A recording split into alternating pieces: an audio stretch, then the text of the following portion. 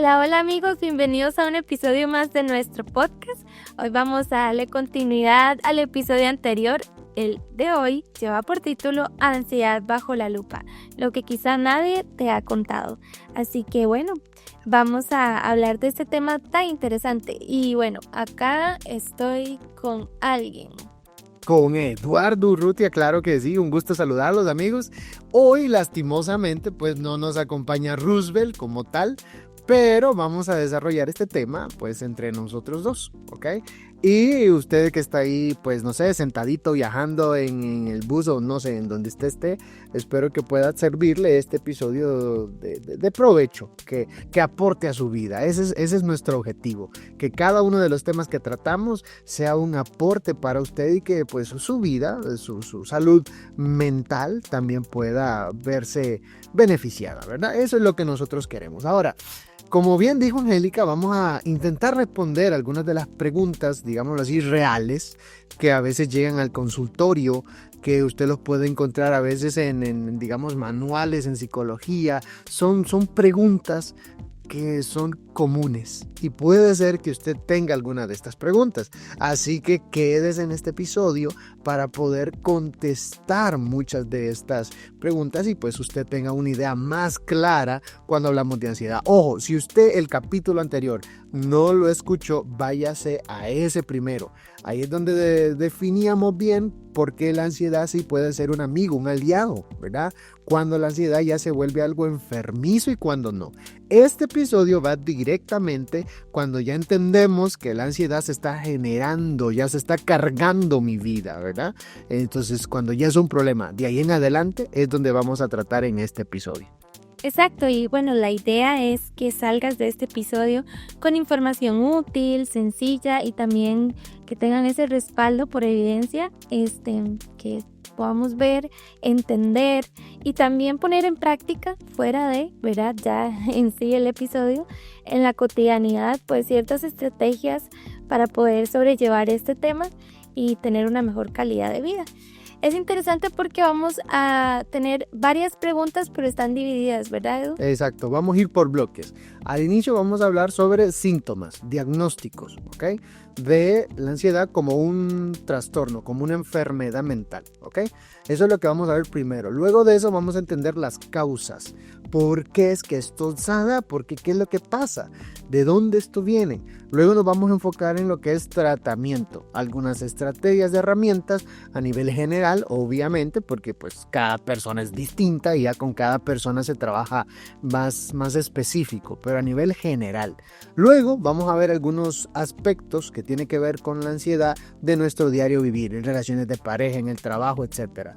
Y por último lo vamos a dejar para aquellos quizás preguntas que algunos se hacen que tiene más que ver con los mitos, ¿ok? ¿Qué cosas se dicen que no son ciertas o que se creen mal? Con una muy buena intención a lo mejor, pero están equivocadas.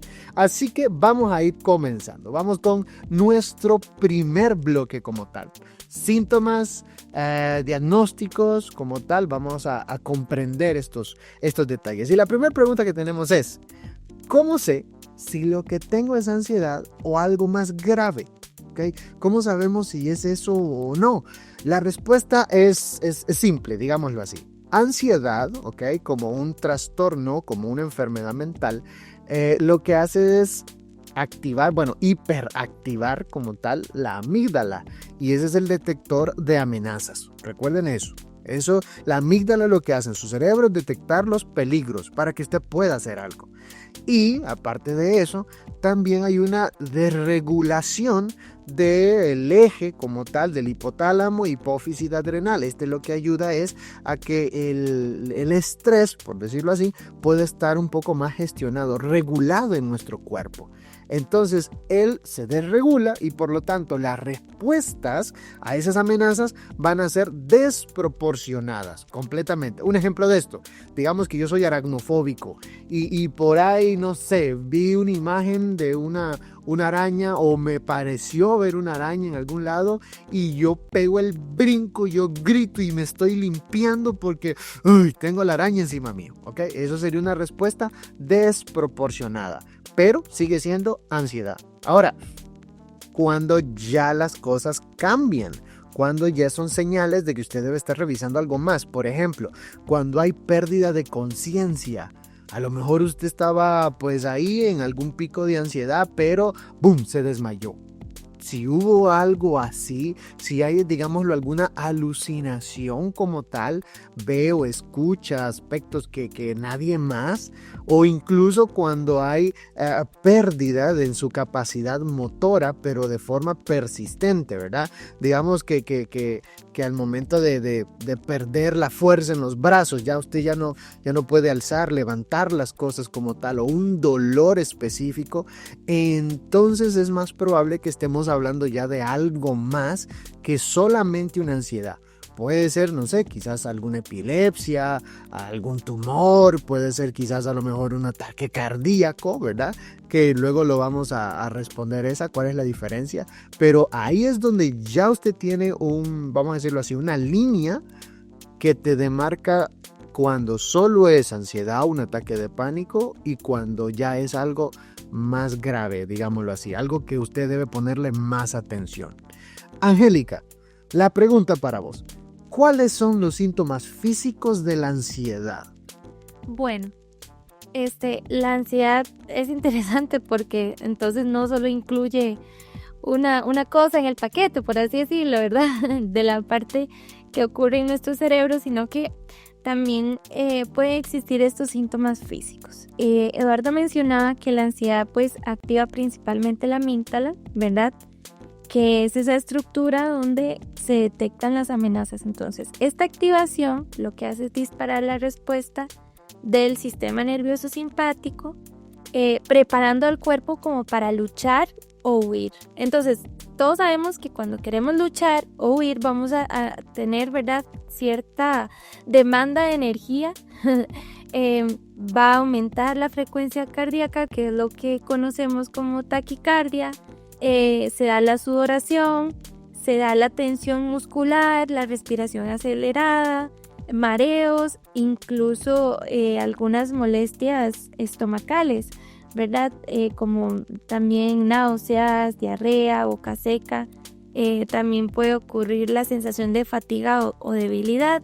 Esto ocurre, ¿verdad?, porque el cuerpo está en modo alerta, o sea, está literalmente preparado, y son señales que en realidad pues muestran el resultado de la liberación de hormonas como la adrenalina y el cortisol, que lo que hacen es preparar el organismo para una posible emergencia, aunque en realidad no exista un peligro real.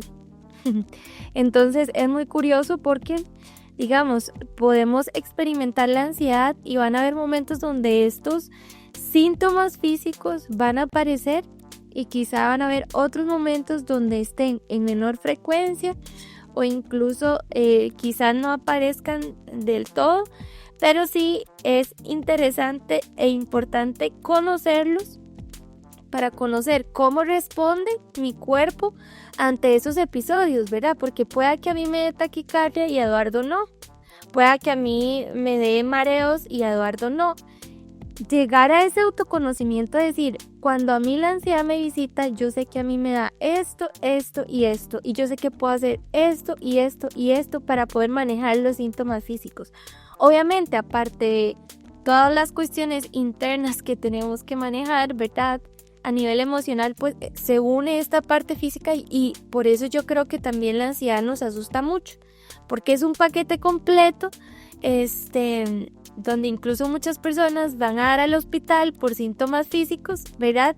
Aunque tal vez no tengan internamente ninguna enfermedad que los lleve en sí o que explique ese resultado de los síntomas físicos. Y a veces ese miedo a perder el control también hace que muchos de los síntomas, vamos a decirlo de una forma, sean, digamos, más fuertes o se amplifiquen, ¿ok? Por ese miedo de perder el control. Darnos cuenta, digamos, de que existe ese poder, digamos, de aumentar o de disminuir, digamos. Ahora, Angélica, ¿cuál sería la siguiente pregunta? Sí, yo quería preguntarle a Edu, la ansiedad, digamos, puede como dar una sensación de irrealidad. Ya vimos que, pues sí, hay mareos, ¿verdad? Pero también hay mareos que pueden ser un poco diferentes a lo que uno comúnmente, digamos, también conoce. Entonces, como... Claro, una sensación de pérdida, como que estoy viviendo esto, pero no siento que soy yo, no siento, esto es real, o sea, de verdad está pasando. Esto es algo que pues sí se puede dar dentro de lo que es la ansiedad, ¿ok? Vea, se le explico de esta forma. Los mareos, ¿por qué se dan? Por una hiperventilación, ¿ok? Cuando estamos en un ataque de ansiedad o ataque de pánico o estamos pues constantemente con esta ansiedad, entonces tendemos a respirar mucho más rápido, mucho más superficial. Esto lo que produce es que reduce el oxígeno en la sangre y afecta esto entonces el flujo cerebral como tal. Entonces es gracias a esta conexión que se va haciendo, más también la sobreactivación del sistema noradrenérgico, esto genera como tal que, bueno, pueda haber en algún momento la sensación como tal de que a lo mejor lo que estoy viviendo pareciera no ser real, que no soy yo, que esto le está pasando a alguien más, entonces solo está el cuerpo, pero no siento que yo estoy ahí. Cuando hablamos de ansiedad, estos detalles o estos aspectos pueden también llegarse a presentar. No es ley que a todos les va a pasar, pero a veces es común en algunos casos como tal. Ahora, Angélica, ¿la ansiedad puede causar dolor en el pecho o dificultad para respirar? Sí, y yo creo que es uno de los síntomas que más asustan, porque el aire uno lo ocupa, ¿verdad? Pues para existir, para obviamente poder respirar, funcionar tranquilamente.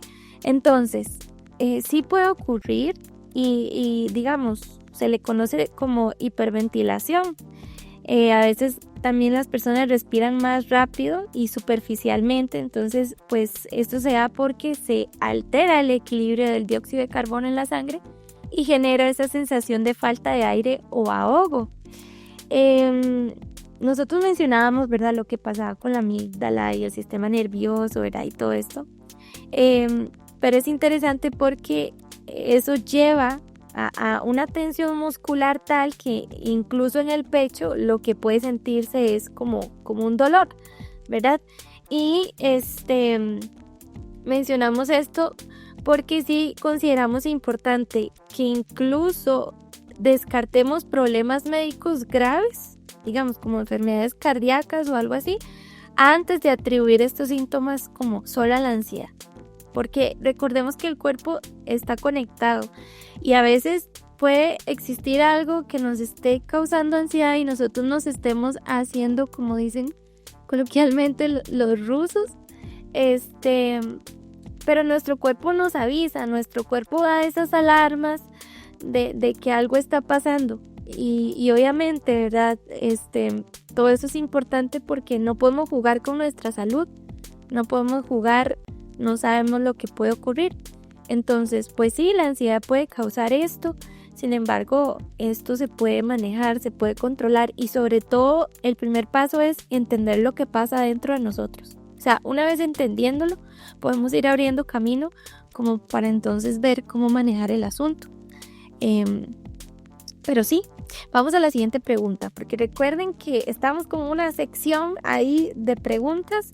Y yo le quería preguntar a Eduardo, bueno, ya sabemos que puede ocurrir esto, pero ¿cómo diferenciar, digamos, un ataque de ansiedad de un ataque al corazón? Sí, importante tener Sí, esta como para saber. diferencia, claro, muy importante. Vean, digamos así, hay algunas características que son necesarias saber. Cuando hablamos de ansiedad como tal, sí va a haber algún dolor torácico como tal, ¿verdad? Pero, digámoslo así, va cambiando, va moviéndose. No es específico en un solo lugar como tal. Digamos, es migratorio ese porque se va moviendo, ¿verdad? Y normalmente pues va a ir acompañado de hiperventilación, pueden haber incluso hormigueos y este es por la alcalosis respiratoria, justamente esa oxidación que habíamos hablado. Ahora, esto es en ansiedad. ¿Cuál es la diferencia, digámoslo así, cuando hablamos ya de algún ataque más bien del corazón y algo cardíaco? En primer lugar, lo que es el dolor como tal se queda fijo, puede ser mandíbula, puede ser incluso en el brazo como tal, entonces ahí es donde más se siente y es fijo ese dolor. Recuerde bien eso, no es migratorio, no se van, sino que se queda siempre ahí. Aparte de eso, va a haber un sudor frío como tal y también náuseas. Cuando ya estamos hablando de estos tipos de síntomas, ya es mucho más probable que si estemos hablando de un ataque al corazón en lugar de un ataque de ansiedad, ¿ok? Ya que esos son algunos de los detalles que debemos tener muy claros. En la ansiedad como tal, eso activa la corteza insular.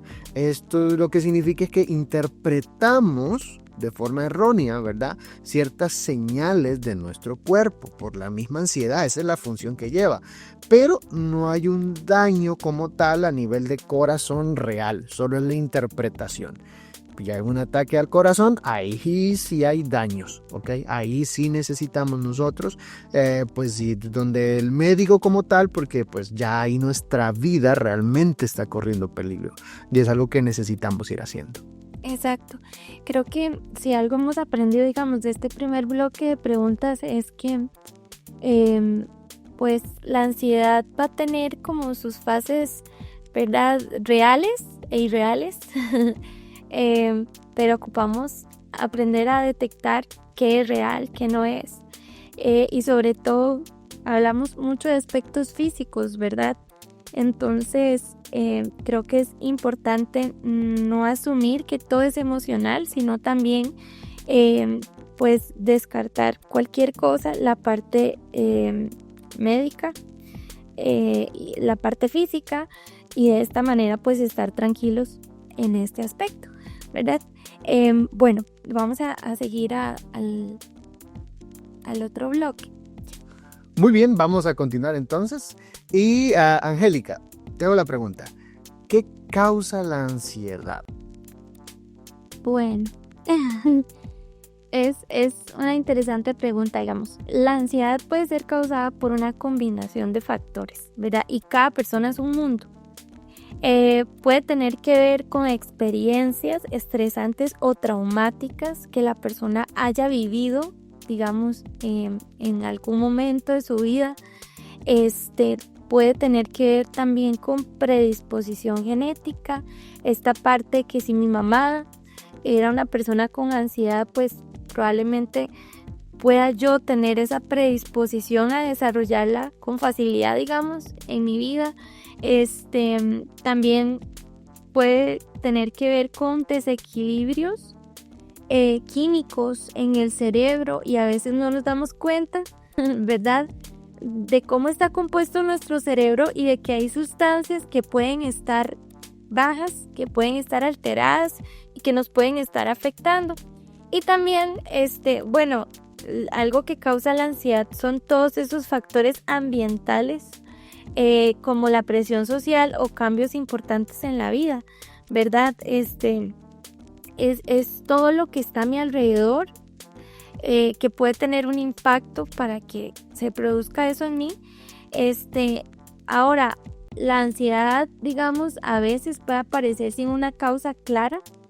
Sin embargo, es como importante que podamos tratar de investigar, de indagar como de dónde viene esa ansiedad para entonces comenzar desde ahí a trabajar, ¿verdad? Pero sí, el resumen pues tiene que ver con varios factores que para las personas pueden ser diferentes, pero a esto, digamos, es a lo que se le atribuye las posibles causas, ¿verdad? Entonces, bueno, eso para responder esta pregunta. Vamos a continuar con la siguiente. Eduardo, ¿es genética o aprendida la ansiedad? Ok, esta respuesta quizás a lo mejor ya la contestaste antes, pero me voy a enfocar bien en la parte, digámoslo así, genética, ¿ya? Vean, sobre lo que es la ansiedad como tal, hay algo que se llama neuroepigenética, ¿ok? Y en la dosis que tiene que ver con lo que es genes como tal, hay un polimorfismo en genes del receptor de la serotonina, ¿ok? Y esto lo que indica es que aumenta que una persona pueda ser vulnerable a experimentar todo lo que es la activación de amígdala y el eje que ya habíamos hablado. Entonces se vuelve un poco más vulnerable a esto, pero no necesariamente significa que la persona es sí o sí con un trastorno de ansiedad. No es que vamos a decir, no es una ley que usted ya es una persona. Es que yo nací con ansiedad. No necesariamente. Usted nació con alguna predisposición en caso que lo hubiera. Según los estudios, la predisposición puede ser de un 30 a un 40%. Imagínense, no es ni siquiera el 50%, según los estudios, ¿verdad? Al respecto. Y creo que eso es importante entenderlo porque a veces uno, ¿verdad? Cuando ya empieza a tener conciencia de la vida y ya va creciendo, entonces tal vez ve que mamá es ansiosa o ve que mi hermana es ansiosa o así, entonces uno empieza a mentalizarse de que bueno, como ellas lo tienen, entonces yo también. O como eso es, ¿verdad? Lo que han visto, entonces sí podemos llegar al punto de llegar como nosotros mismos, como autodiagnosticarnos solamente por ver esta parte genética. Yo siento que también hay que tener cuidado con eso. Y esto que acabas de mencionar, Angélica, tiene que ver con la parte de aprendizaje. Y esta es de las partes más importantes cuando hablamos de ansiedad. Como tal, la amígdala, y vamos a mencionar amígdala muchas veces porque es la que más implicaciones tiene en esto. La amígdala como tal, ella almacena ciertas memorias, ¿verdad? Que son de miedo, de terror. Recuerde usted, cuando hablamos de la memoria no es solamente lo que usted ha visto o lo que usted ha escuchado, sino que también hay un efecto muy poderoso como usted se sintió en ese momento. Esa es una memoria emocional y esto es lo que condiciona nuestro miedo. Le doy un ejemplo claro. Si un estudiante, vamos a decirlo así, detesto un profesor, resulta que su memoria a la matemática o a la biología o a la clase que sea, ¿verdad? Está asociado, está condicionado a cierto rechazo de esta materia. Así algunos, al momento de ir a X materia como tal, matemáticas, digamos, hay que hacer factores o lo que sea en la universidad. No, es que yo siempre, cómo me caía mal esa materia, etcétera, etcétera. Es por un tema de memoria emocional. Puede ser que la persona, el profesor o la profesora, nunca le dijera nada, nunca fue que le trató de alguna forma. Es solo como se sintió en ese lugar. Y eso es la parte del aprendizaje que es vital cuando hablamos de ansiedad, porque justamente esto llega a reforzar como tal la respuesta de cortisol en nuestro cuerpo. Entonces, entre genética o aprendida, es mucho más fuerte o más probable o más común la parte que ha sido aprendida como tal, en la familia, como el ejemplo que dio Angélica, o en nuestra vida, vamos aprendiendo de esto y nos llega a desencadenar todas las respuestas en nuestro organismo que ya hemos hablado anteriormente. Angélica, tengo esta pregunta, porque de hecho es muy común y a veces ya me la han hecho, y bueno, quiero ver vos qué decís. ¿El uso de redes sociales aumenta la ansiedad? Yo creo que todos tenemos la respuesta, así como por experiencia propia. Digamos, sí, está comprobado que el uso excesivo o poco saludable de redes sociales puede aumentar la ansiedad. Pongámonos a pensar, digamos, esto tiene que ver con que las redes a menudo, por ejemplo, fomentan la comparación constante con otros. De que este tiene esto que yo no tengo, que este logró tal cosa que yo no he logrado.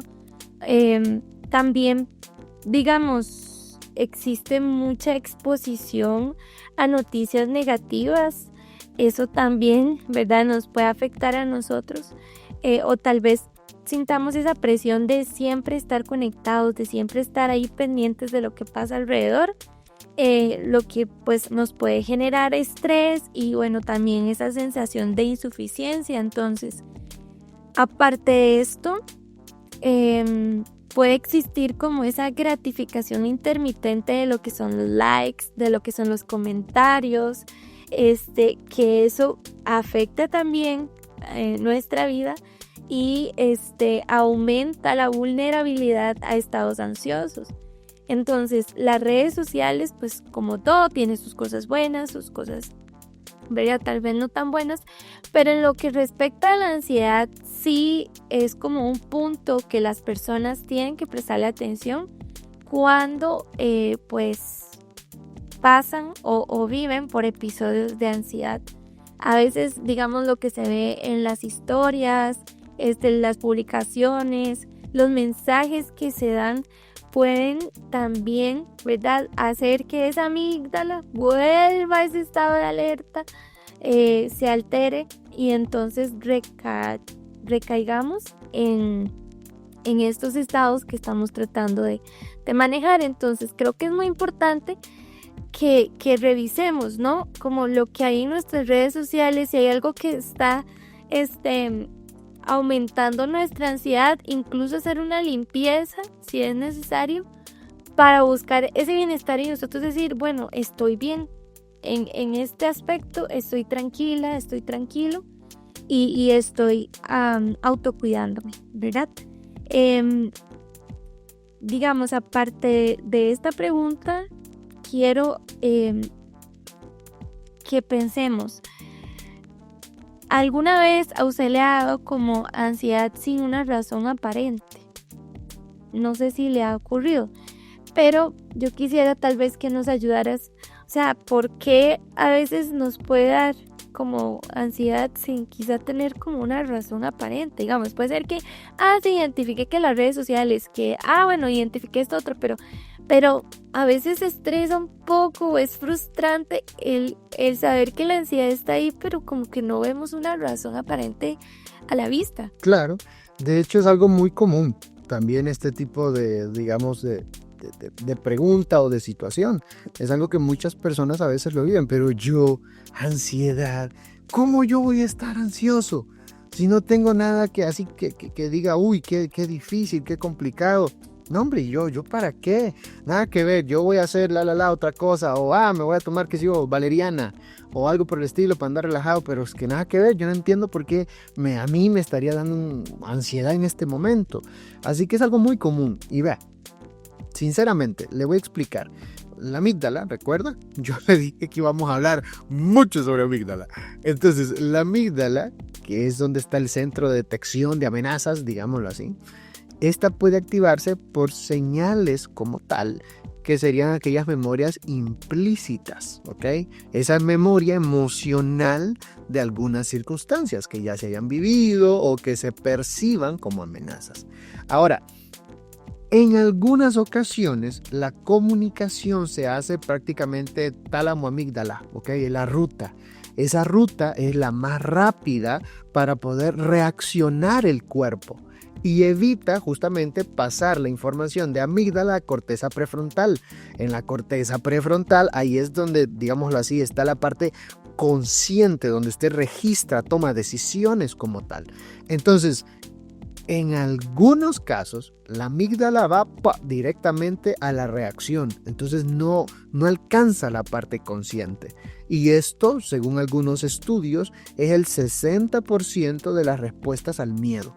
¿Ok? Ojo, significa entonces que es muy común que usted prácticamente a veces no sea consciente de que realmente hay una amenaza. Es su cuerpo reaccionando a algo que considera una amenaza. Ahí es donde necesitamos nosotros, digámoslo así, a ser conscientes realmente. Puede que usted tenga la idea, no, a mí nada me da ansiedad, a mí nunca lo que sea.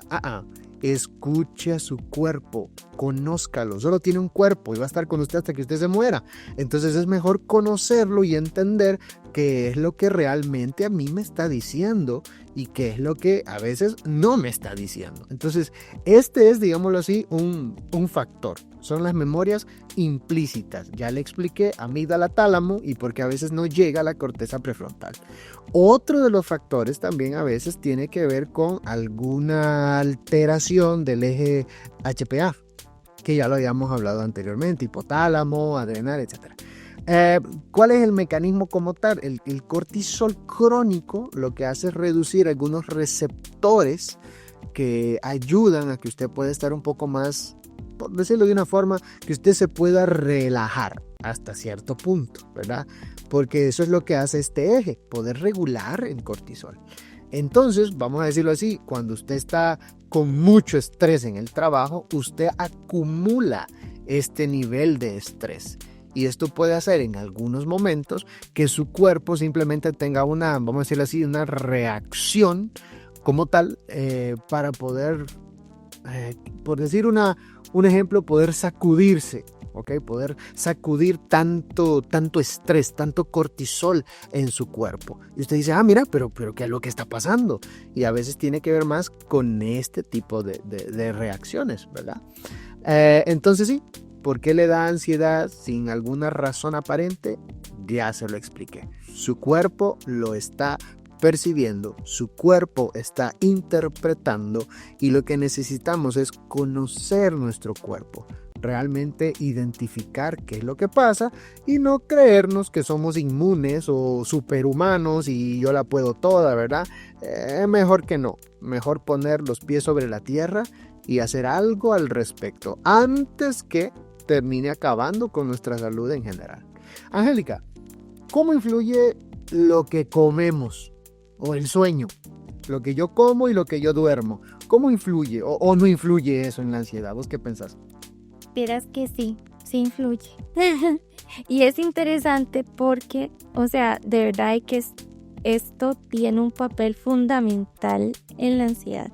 O sea, vamos a ver, comer y descansar son dos cosas que a nadie le pueden faltar. A veces, ¿verdad? Lo descuidamos, quizá, a veces se puede acostar usted tarde, a veces puede comer mal o poquito o mucho.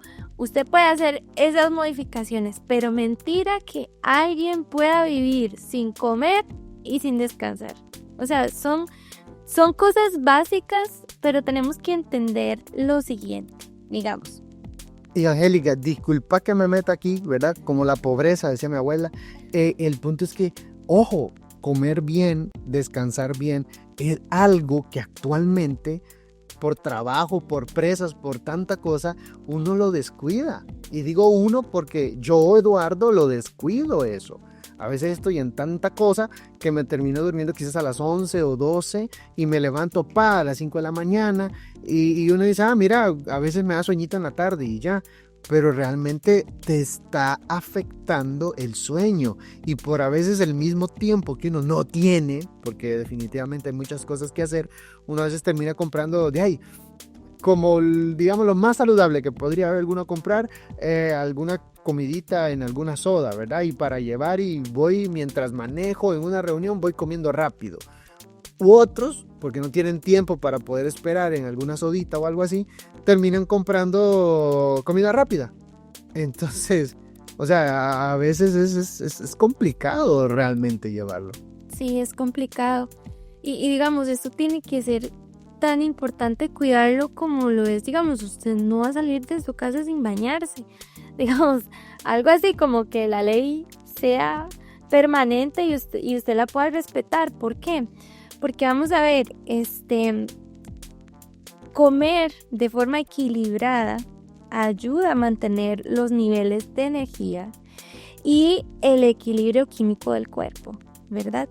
Mientras que, bueno, la falta de sueño o el sueño de mala calidad pueden aumentar la irritabilidad y la vulnerabilidad al estrés. Entonces, ¿qué es lo que pasa? Esto impacta directamente la neuroquímica cerebral, que era lo que estábamos hablando. Es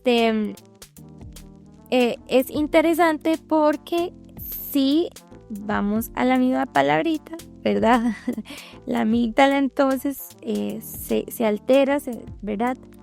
Se pone en ese modo alerta o huida y entonces sí hay una afectación y disminuye la capacidad del córtex prefrontal para poder controlar, por ejemplo, el miedo y la ansiedad. También puede pasar, digamos, de que van a hacer falta ciertos nutrientes con respecto a la alimentación. Por ejemplo, hablábamos la vez pasada de uno que es el triptófano, que estos son precursores de serotonina, ¿verdad? Que es un neurotransmisor que modula el ánimo y la ansiedad. Entonces, prestarle atención a esto es vital. Por ejemplo, algunos alimentos ricos en triptófano puede ser los huevos, las nueces, las semillas, las legumbres como la lenteja, los garbanzos, los frijoles, la avena, el plátano, o sea, pero a veces no somos conscientes de que literalmente la alimentación puede afectar directamente nuestra neuroquímica cerebral y que el sueño realmente nos ayuda como a regenerar, ¿verdad? Por así decirlo, toda la parte cerebral diariamente y poder estar con la capacidad, ¿verdad? De poder enfrentar cada día, como por así decirlo, con toda la maleta cargada. Pero a veces, ¿verdad? Cuando descuidamos la alimentación o el sueño, somos más vulnerables a tener un episodio de ansiedad o ¿verdad? A tener alguna situación debido a los descuidos que tenemos. Entonces, yo no sé si a usted le ha pasado, pero a mí sí. Y no sé si a alguno de los que nos escuchan les ha pasado. A veces yo me siento tan cansada que ya hasta mi familia dice, ya sabemos lo que usted ocupa, vaya a dormirse. Porque del mismo cansancio, entonces uno se embota mentalmente y ya se pone como tal vez negativo, como que, ¿verdad? Como más irritable, el estado de ánimo de uno, ¿verdad? Es como que, ay no, qué difícil la vida, qué duro, ¿verdad? Y tal vez uno se ponga un poco triste. Claro, voy, descanso y como nueva. Yo decía, no, es que ya sé lo que estaba necesitando, ¿verdad? Entonces, si estamos padeciendo de ansiedad o así, prestémosle también atención a estos dos factores, porque aunque pensemos que no son tan importantes, realmente, o sea, lo son. O sea, está comprobado que tienen un efecto directo en nuestro cerebro. Sí, yo podría decir quizás, vea, que se le olvide pagar Netflix, que se le olvide pagar internet, pero que no se le olvide dormir lo que necesita dormir y que menos se le olvide comer lo que usted realmente necesita comer, que se le olvide el resto de cosas. Es más, y va a sonar muy feo mi parte, pero que se le olvide pagar el marchamo si quiere, pero que no se olvide estos aspectos porque es su vida la que está en juego. Y quiero ¿cómo decir la palabra? Quizás quiero aportar algo justamente a lo que habías dicho, Angélica. Porque Angélica mencionó, y para los que están despiertos, ¿verdad? Con el podcast, Angélica mencionó que el precursor de la serotonina era ¿qué? El triptófano. ¿Okay? Triptófano. ¿Y cómo era? Triptófano. Ok, el triptófano. Y justamente el triptófano, ¿dónde había mencionado Angélica que se producía? O que se puede conseguir. ¿Dónde? Los alimentos. ¿Cuáles? Hayamos hablado de los huevos, de las nueces, las legumbres, la avena, el plátano. Ok, plátano, ok, muy bien. Escúchelo bien. ¿Por qué le digo que escuche bien esto? Porque la serotonina a usted le ayuda muchísimo a poder gestionar estados de ansiedad como tal, ¿ok? Ahora, ¿dónde se produce la mayor cantidad de serotonina que usted necesita? No es tanto en el cerebro, el 90% se produce en el gastrointestinal, ¿ok? Por lo tanto, lo que usted come prácticamente es su medicina para poder gestionar o ayudarle con los síntomas de la ansiedad. Ojo con esto. Lo que le acabamos de decir que coma, que sea parte de su dieta, es su medicina para gestionar ansiedad.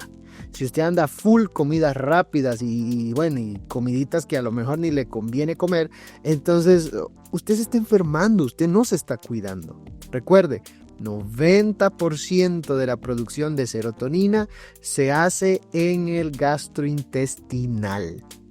Ahí es donde realmente necesitamos poner mucho de nuestro esfuerzo, alimentarnos bien, mejor. De los que están trabajando y que nos estén escuchando a lo mejor, vea, si usted algo le pasa, ponen a alguien más. ¿ok? Seamos sinceros, así es como funciona. Si usted por algún problema médico, lo que sea, ponen a alguien más. Pero su vida, su familia, usted no es reemplazable. Así que por favor, cuídese con lo que usted come y sus horas de sueño, ¿ok? Ahora, si se dan cuenta, en este segundo bloque prácticamente hemos visto que la ansiedad como tal no tiene una sola causa, sino que tiene varias causas. Esto es multifactorial. Tiene muchos factores que van a ir interactuando con nuestro cuerpo. Así que, por favor, cuando usted diga, no, ¿y qué hago con la ansiedad que me da? Bueno, Valeriana, primero hagas exámenes. Primero revise bien de dónde viene en su caso, ¿ok? Y el tercer bloque que vamos a tratar ahora es justamente de tratamiento y aquellas herramientas. Por lo tanto, tome muy en cuenta lo que le estoy diciendo. Es general, ¿ok? Depende mucho la persona, es el tratamiento. Y como no los conocemos a todos los que escuchan el podcast, podemos hablar de cosas generales, que en promedio sí les va a funcionar. Pero lo mejor, vaya, saque cita con un psicólogo, con un doctor, con un neuro, vaya, hágalo y revise bien cómo está y el tratamiento va a ser el más adecuado para usted, ¿ok? Esto es un disclaimer, por decirlo así. Sí. Así que vamos con las preguntas. Angélica, ¿cuáles son las terapias más efectivas para la ansiedad? Bueno, yo quería antes de responder esta, Edu, hacerte una. Bueno. Como, ¿verdad? Para tal vez complementar mejor. Es que, digamos, antes de hablar tal vez de las terapias, pasa, digamos, que hay personas que se cuestionan mucho entre, bueno, ¿llevo terapia o me permito ser medicada o medicado? Y algunos incluso ni medicamento quieren. Exacto, ninguna de las dos vías, digamos, pero ¿qué es mejor para la ansiedad, como la terapia o los medicamentos? Ok, bueno, entiendo. Sí, definitivamente era mejor hacer esa pregunta. Bueno, ven, cuando hablamos de tratamientos para algunas enfermedades mentales, lo mejor sería la parte de la terapia, pero depende mucho el nivel de intensidad y de afectación como tal. Si hablamos de una ansiedad que sería, digamos, leve, que los efectos como tal no generan tanto impacto a nivel clínico, ¿ok? No genera tanto malestar, entonces es mejor la terapia. Pero si ya estamos hablando de un nivel de ansiedad de moderada a grave, donde ya muchas áreas en su vida se están viendo afectadas negativamente, familia, trabajo, la iglesia donde usted vaya, sus horas de sueño, o sea, ya cuando la afectación es todavía mayor, ahí sí necesitamos un refuerzo de medicamentos, sin abandonar la terapia, ¿ok? Si usted se va solo terapia, dependiendo del caso de estos, si ya es moderada a grave, solo terapia no le va a generar tanto, vamos a decir, tanto resultado. Y si es leve y usted va solo con medicamentos, tampoco te va a generar tanto resultado, porque si es leve, usted necesita aprender a regular, aprender a convivir, aprender a generar herramientas que te ayuden a la vida. Entonces, depende la situación de la que estemos hablando, se va a necesitar solo una o una combinación de ambas cosas. Quiere decir que, digamos, el primer paso es que uno vaya a terapia para saber cuál es su nivel de ansiedad, sí, para ver en qué rango está, y ahí pues el profesional va a ir a hacer referencias. Importante, ¿verdad? Como mencionar, un psicólogo no te puede decir, bueno, tome, recetar medicamentos. Recetar, exactamente. Y yo creo que algo que es muy importante es pida referencias del profesional a donde usted vaya a ir, ¿verdad? Por ejemplo, si yo voy a tener que ser medicada, bueno, voy a tratar de buscar a un profesional, ¿verdad?, en psiquiatría, que pueda a mí generarme esa confianza. Lo más importante es que sea cual sea el profesional a donde usted vaya, usted se sienta seguro y se sienta tranquilo y se sienta bien de que esa persona realmente le va a ayudar, y va a hacer todo lo posible para que entonces usted pueda recibir el tratamiento pues especializado para usted. Exacto. Incluso, discúlpame, incluso cuando yo estoy ya con el profesional, ¿verdad? Y siento que no vamos como alcanzando objetivos como tal. Siento que ya llevo X cantidad de sesiones que veo que como que no. Ojo, ¿verdad? 5 sesiones no es como para que usted diga, oh, ya tengo resultados. No, eso lleva tiempo, ¿verdad? Por lo menos unas 12, 20 sesiones para ir viendo ya algunos resultados diferentes. Entonces, si ya vamos como en esta cantidad, digámoslo así, y aún no ve un resultado, aunque por lo más mínimo que sea, entonces no es un matrimonio. ¿Qué es lo que usted necesita hacer? Cambiar de terapeuta, ¿ok? Usted puede ir directamente al seguro, la caja social, no sé cómo se llama en su país, pase la consulta, puede hacerlo con un psiquiatra también o puede hacerlo también con un psicólogo. Yo le recomiendo más el tema de psiquiatría porque se puede valorar lo que es medicamento y ya usted puede descartar eso directamente y ahí se puede ir con un psicólogo, ¿verdad? Pero bueno, se espera que no haya ninguna diferencia entre ambos. Puede ir con un psicólogo y hacer referencia a psiquiatría o con un psiquiatra y haría referencia a trabajo de psicología. Entonces no habría ninguna diferencia, digamos, sustancial en eso, más de lo que cada uno se especializa, ¿verdad? Como tal. Entonces, terapia sí es muy útil porque llega a modificar ciertas conexiones cerebrales. Vea, lo que usted hace, sus conductas, lo que usted piensa, modifica las reacciones químicas de su cerebro. Esa es una conexión increíble que usted tiene. Entonces, la terapia ayuda en eso, aprovechando la neuroplasticidad del cerebro. Entonces, cuando usted va a terapia y usted modifica pensamientos, acciones, usted está modificando la química y las conexiones en su cerebro. Entonces, por eso es efectiva la terapia en estos casos, ¿verdad? Cognitiva conductual más que todo. Y ahora, cuando hablamos de los fármacos, son fármacos que ayudan a regular lo que es la serotonina, ¿verdad? De lo que ya habíamos hablado justamente en la pregunta anterior. Entonces, sí, con fármacos regulamos la serotonina, también es necesario ensayar, repasar estrategias cognitivas, pensamientos, creencias. Por eso es que lo mejor para la ansiedad como tal es ambas, terapia y fármacos, para esos casos graves, ¿verdad? Moderados a graves. Para casos leves, la terapia puede funcionar muy bien. Sí, y entonces respondiendo a la pregunta que hizo Eduardo de cuáles tal vez son las terapias más efectivas para la ansiedad, digamos. Dice, pero te hago la pregunta. Angélica, ¿cuáles son las terapias más efectivas para la ansiedad? Ahora sí. Bueno, Eduardo mencionó rápidamente una que es la terapia cognitivo-conductual, ¿verdad? Esta lo que nos va a ayudar es a identificar patrones de pensamientos negativos, pero también a cambiarlos, a modificarlos. A veces no somos conscientes de que la parte cognitiva está casada con la parte conductual, ¿verdad? Con cómo nos comportamos, con cómo reaccionamos. Entonces, este tipo de terapia suele ser muy efectiva en los casos de ansiedad, y también está la terapia de exposición, ¿verdad? Que gradualmente hace que la persona enfrente sus miedos.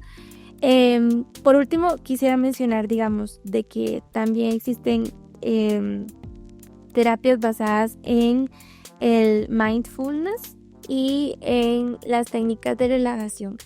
Ahora, hay profesionales en psicología que están como especializados en este tipo de terapias. Entonces se los mencionamos como para que ustedes puedan ver como incluso buscar a profesionales que estén enfocados en esa área. Hacer terapias, pues obviamente el psicólogo les va a enseñar qué es lo que hay que hacer, cómo se va a desarrollar la terapia, cómo se van a hacer todos esos procesos para identificar y cambiar patrones de pensamientos negativos, cómo hacer que la amígdala esté tranquila, ¿verdad? Todos estos cambios tienen que ser guiados. No es como, voy a buscar que la terapia cognitivo-conductual y voy a empezar, o sea, no funciona así. El psicólogo es el que sabe cómo poder dirigir la terapia, entonces se lo mencionamos para que ustedes también lo tengan en cuenta. Ahora, Hablando un poquito, ¿verdad? De que hay terapias basadas en técnicas de relajación, tal vez sería bueno aclarar, los ejercicios de respiración realmente funcionan, Edu, o sea, ¿cómo uno los puede hacer bien? Al menos, bueno, hay terapias enfocadas en eso, pero hay también ejercicios de relajación como a nivel general que podemos utilizar y aplicar, sea que tengamos ansiedad o no. Vea, la respiración como tal. Yo recuerdo mucho esto porque hay algunas personas que decían, ay, sí, respiración. O sea, claro, tengo un miedo atroz y me voy a poner a respirar. Lo ven como una pérdida de tiempo, incluso como un insulto a mi ansiedad. Pero hay una base neural como tal de lo que es la respiración. Y déjenmelo explicárselo quizás desde la neurociencia misma, ¿verdad? La respiración lenta. ¿Qué es una respiración lenta? Vamos a decir de 4 a 6 respiraciones, pero por minuto, ¿ok? Eso es lento. ¿Qué es lo que esto hace? Esto activa el núcleo del tracto solitario. ¿Y eso qué significa? Bueno, que su amígdala se inhibe. Entonces hay una vía como tal que se utiliza, que es el sistema parasimpático. ¿Y esto qué significa? Que cuando usted respira, usted le está ayudando a su sistema parasimpático a decir a la amígdala, ya, relájese, papi, tranquilo, bájele. Eso es lo que usted está haciendo en pocas palabras. Pero eso se logra a través de la respiración. Por eso el mindfulness ayuda mucho, ¿ok? Entonces, aunque le parezca increíble que realmente haya una base científica y neural para esto, la verdad es que sí, ¿ok? Ahora, ya usted entiende por qué es que funciona. Ya se lo expliqué a nivel de neurociencia. Ahora le voy a decir cómo es que se haría, cómo hacerlo bien. Vea, hay varias técnicas, varias estrategias que solo tienen que ver con la respiración. Hay algunos ejercicios, pero le voy a decir, digámoslo así, como la más óptima. Ojo, esto puede variar dependiendo si una persona está, digamos, muy consternada emocionalmente o ¿cuál sería la otra palabra?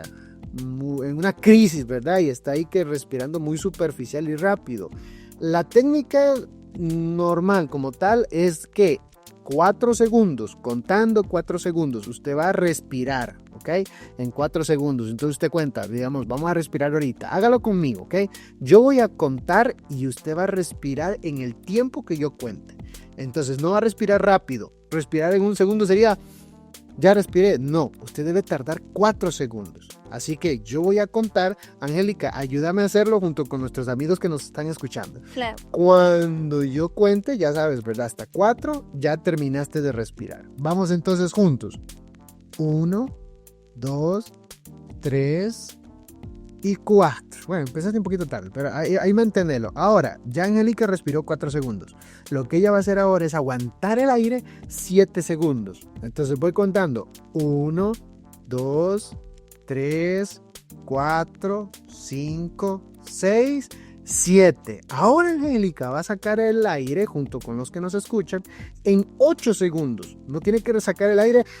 Ya, no, yo sé, me tardé, no te preocupes. Volví a respirar. Volví a respirar, no hay problema. Volví a respirar. Entonces, ¿ya tenés el aire dentro, Angélica? Sí. Ok, muy bien. Respira y mantuvo el aire. Ahora Angélica va a sacar el aire en 8 segundos. Voy contando. 1, 2, 3, 4, 5, 6, 7, 8. Eso es lo que debería tardar una respiración. Y así usted hace de 4 a 6 respiraciones por minuto, ¿ok?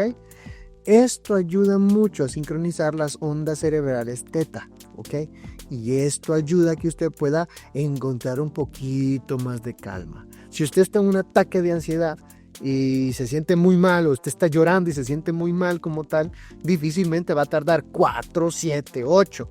Entonces hágalo progresivo. Respire en 2 segundos, aguante solo 2 segundos y saque el aire en 3 segundos. Y ahí va usted poquito a poquito hasta llegar a 4, 7, 8.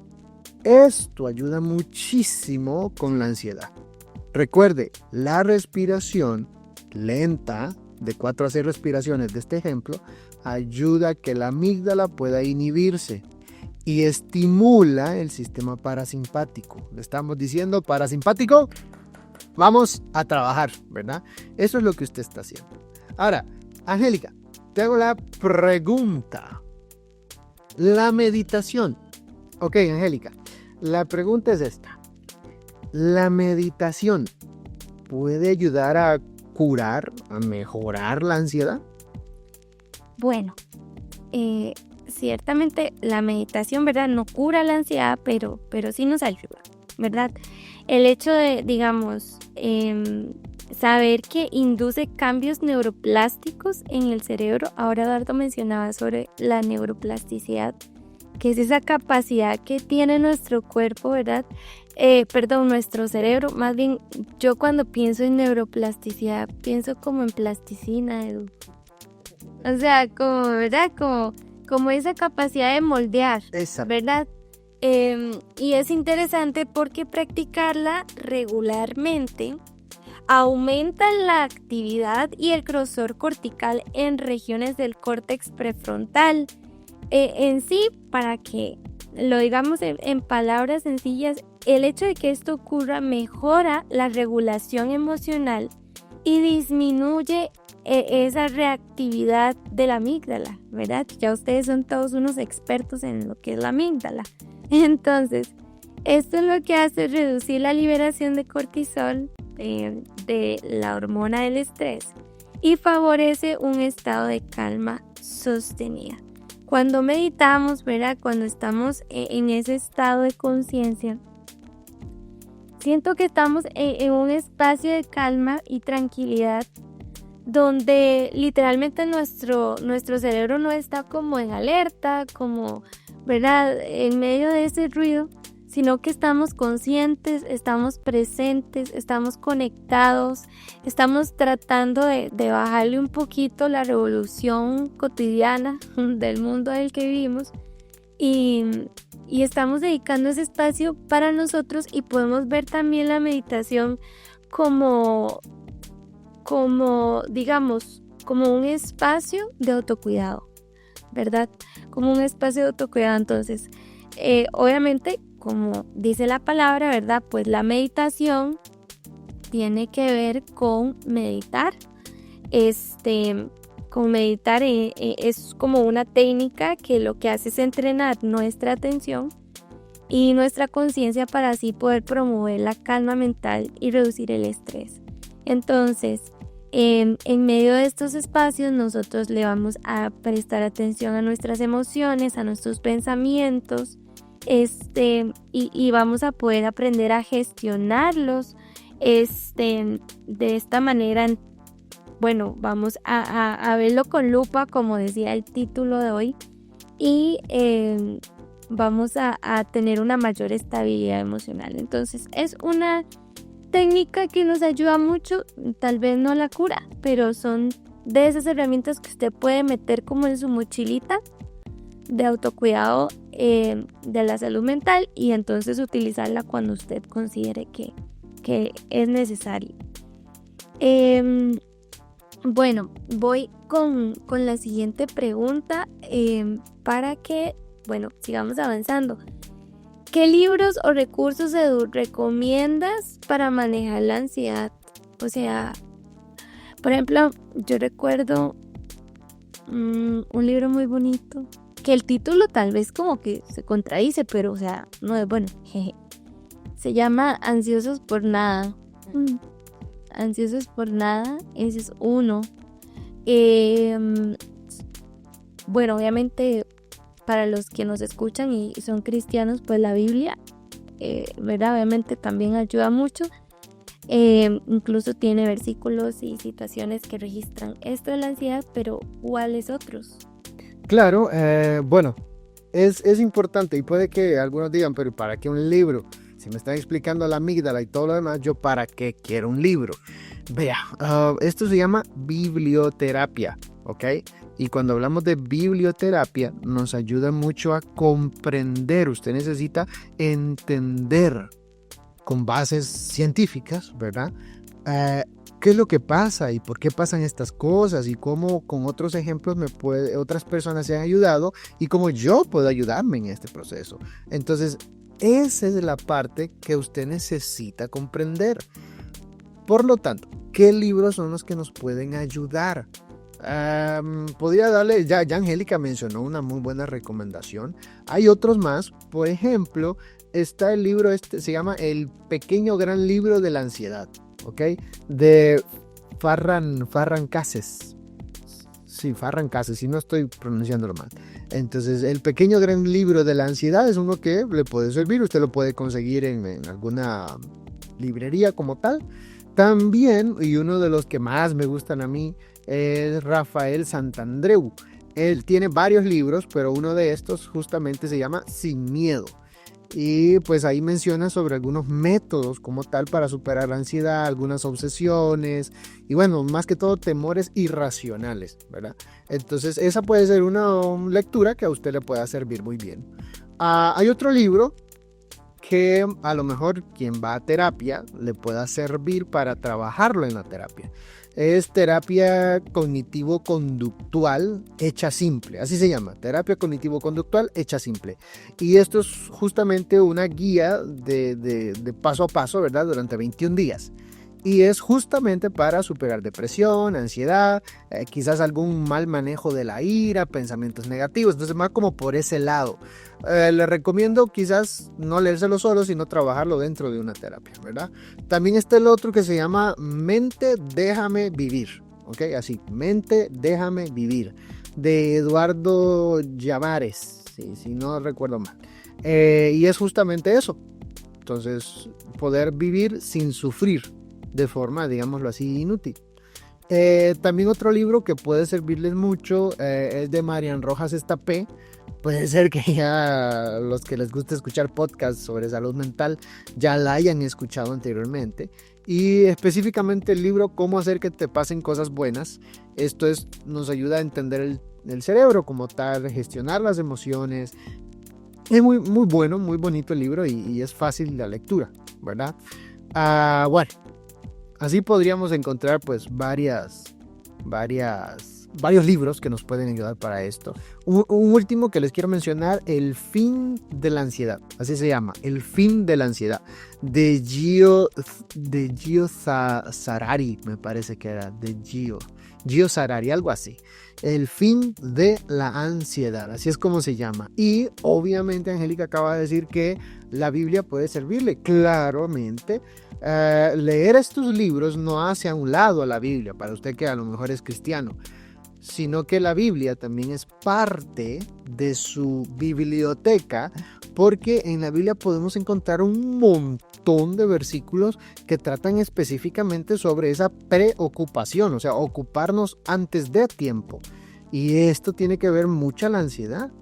Por ejemplo, en Juan 14:27 dice: la paz os dejo, mi paz os doy. Yo no la doy como el mundo la da. Curiosamente, Jesús en este texto nos está diciendo: léase todos los libros que usted quiera. La paz que yo ofrezco es, increíblemente mejor. Entonces, por algo, Dios lo está diciendo en la Biblia. Así que le recomiendo, obviamente, lea su Biblia, conozca lo que Dios dice al respecto para usted, porque transmite paz. Y también, por favor, edúquese, busque información como estos libros que le he recomendado, que estoy seguro le pueden ayudar. Ahorita estaba recordando uno muy lindo, un libro que a mí personalmente me marcó. Se llama Saldrás de esta, de Max Lucado. Si lo pueden buscar. ¿De quién? De Max Lucado. Max Lucado. Sí, o sea, un libro increíble, hermoso, precioso. Entonces también está ahí. Y también invitar a nuestros amigos que nos escuchan. Si tienen alguna referencia de algún libro, pues también que nos lo comenten ahí. Porque sí, la idea es conocer y tener más ayudarnos entre herramientas. Sí.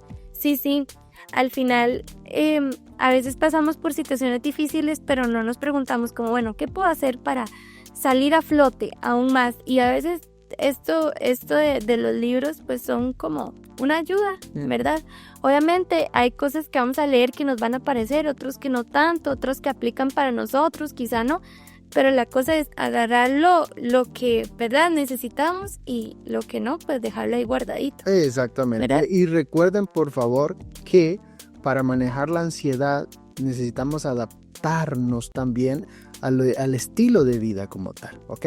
Por lo tanto, hay muchas herramientas como las que hemos mencionado que les pueden servir.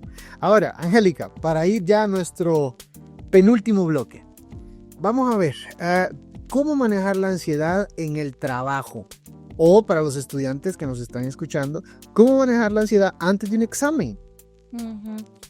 Bueno, vamos a hablar, por ejemplo, del trabajo. Hay que ver qué es lo que nos está causando esa ansiedad, ¿verdad? Puede ser que me estén pidiendo una tarea que es demasiado grande, puede ser que estoy ejecutando una tarea en la que no me siento capaz y eso dispara mi ansiedad. Tenemos que identificar como qué es en sí lo que nos está causando la ansiedad. Obviamente, pues antes de un examen ya sabemos que lo que nos está causando la ansiedad pues es el examen en sí. Fallar el examen.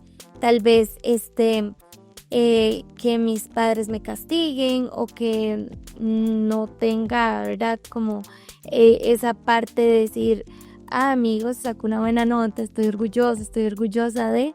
Eso también pueden ser algunas situaciones que nos hagan sentir esa ansiedad. Con el tema de adolescentes, al menos hablando de los exámenes, muchos, quizás no decir todos, pero he visto que algunos de los factores tienen que ver, digamos, con ellos mismos. El hecho de yo sacarme menos de X nota, o sea, eso es un insulto a mi persona.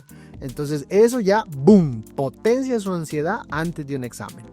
Otros, el hecho de, vamos a decirlo así, quizás no el miedo al papá o a la mamá, sino el hecho de defraudarlos. Ellos se están esforzando tanto por hacerlo, como yo no voy a sacar una buena nota. Entonces, eso es una idea, digámoslo, no es que está mala, por decirlo así, estás valorando el esfuerzo de tus papás, pero es una idea que te genera mucha ansiedad el hecho de fallar el examen. Otros, con algunos chiquillos que he conversado, es como, no, es que si yo me quedo en este examen, a mí me van a quitar el celular por el resto del año. Y yo no quiero que me lo quiten, ¿verdad? Entonces, otros quizás con alguna beca es, no, si salgo mal ya no me van a dar la beca y ya no voy a poder seguir estudiando. Entonces, ya se les hace un poco más difícil. Igual, todos estos tipos de ideas, de pensamientos como tal, son los que aumentan esa ansiedad, al menos en el adolescente, antes de ir a un examen. Pero la pregunta es, ¿cómo gestionarlo? Sí, digamos, me llama la atención estos ejemplos que pones porque al final hacemos las cosas más grandes o nos autoexigimos más de lo que en realidad tenemos que dar, ¿verdad? Entonces, creo que practicar la empatía con uno mismo es súper importante, conocernos y saber qué tanto puedo dar y qué tanto no puedo dar, o sea, cuál va a ser ese aporte que yo pueda dar y hasta dónde llego, conocer mis límites en sí, ¿verdad?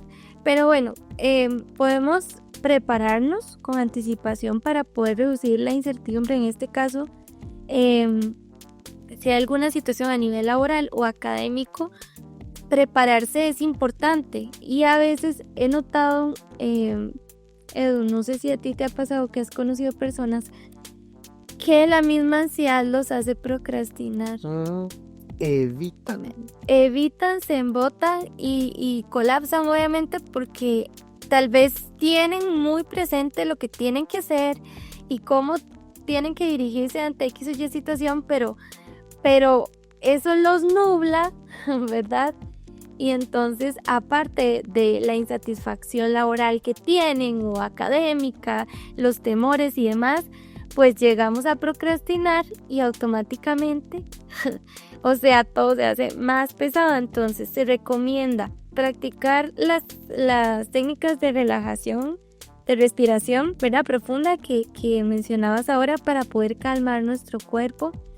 tomar descansos cortos, organizar nuestras tareas para no sentirnos abrumados. Algo que podemos hacer es, ok, tengo una lista de 10 cosas por hacer, entonces las voy a clasificar del 1 al 10, de lo menos importante a lo más importante, o puede ser de lo más chiquitito y fácil de hacer a lo más complicado y difícil de hacer. Vieran, Angélica, con eso que me han dicho, hay algunos chiquillos que me dicen es que todo es importante. Tengo vamos a decirlo, tengo el proyecto de inglés, tengo el proyecto de español, tengo el proyecto de aquí, tengo el proyecto de allá. O sea, todo es importante. Y sí, es cierto, todo es importante. En algunos casos tengo que sacarlo todo. Pero yo lo que le he dicho a muchos chiquillos es, sí, todo va a salir, pero no todo tenés que hacerlo al mismo tiempo. Es imposible. Es simplemente imposible. Esa es una idea irracional. Tengo que hacerlo todo ya. Es mentira. Y en algunos casos hay algunos que van quizás atrasados con trabajos o algo. Entonces, tengo pongo en la lista lo que tengo que hacer y también meto en la lista lo que va atrasado. Entonces se me hace un montón de cosas. Con algunos chiquillos lo que hemos hecho es, lo que está atrasado, ya está atrasado. O sea, ya está, ya no existe. Ya está. Vamos a ver cuánto vas a perder de puntos en esto y obvio va a doler. Puede ser que ya no vas a hacer cuadro de honor y duele, pero es que ya está atrasado. Déjalo ir ya no es parte de lo que realmente está en tu control, exacto.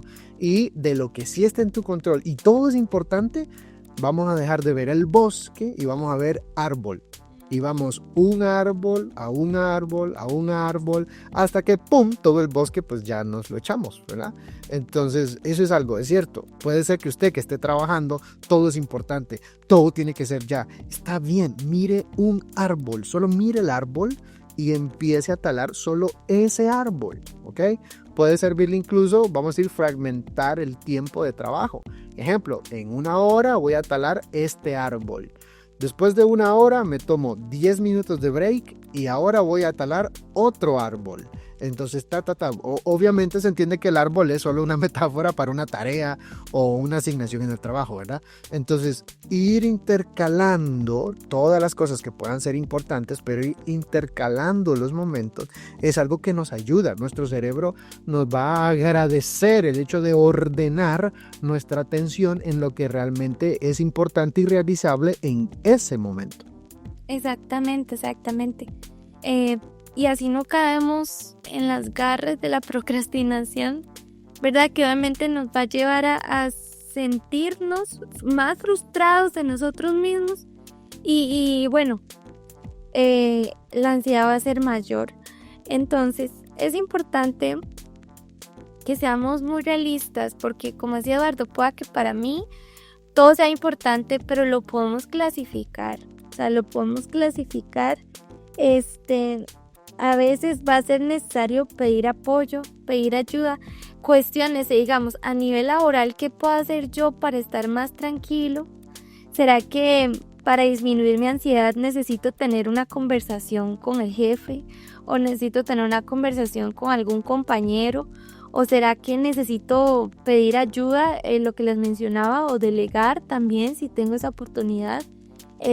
¿O será que en la parte académica lo que necesito es tener más espacios de estudio, pedirle ayuda a un profesor, contarle cómo me siento?